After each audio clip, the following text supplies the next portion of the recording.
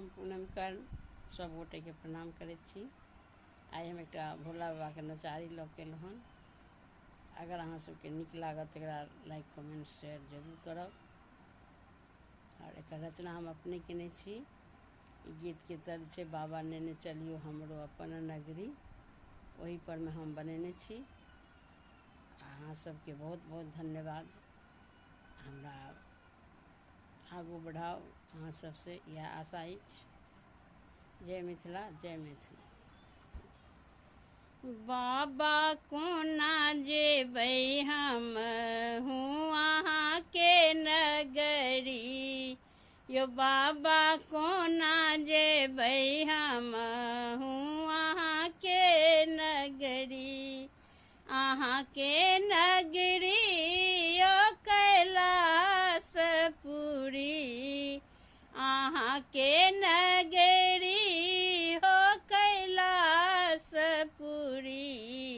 बाबा कोना जेबै हम हूँ अहाँ के नगरी, बाबा कोना जेबै हम हूँ अहाँ के नगरी।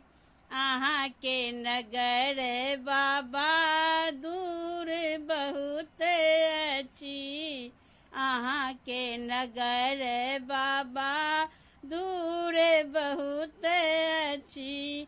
पैदल रास्ता बाबा कठिन बहुत अछि, पैदल रास्ता बाबा कठिन बहुत अछि। पैर में रोड़ी गरल सगरी बाबा, पैर में रोड़ी गरल सगरी। यो बाबा कोना जेबै हम हूँ अहाँ के नगरी, यो बाबा कोना जेबै हम हूँ अहाँ के नगरी। यो बाबा कोना जेबै हम हूँ अहाँ के नगरी। कामर लय हम चललहुँ नगरिया, कामर लय हम चललहुँ नगरिया। रास्तो ने सूझे बाबा कठिन डगरिया, रास्तो ने सूझे बाबा कठिन नगरिया।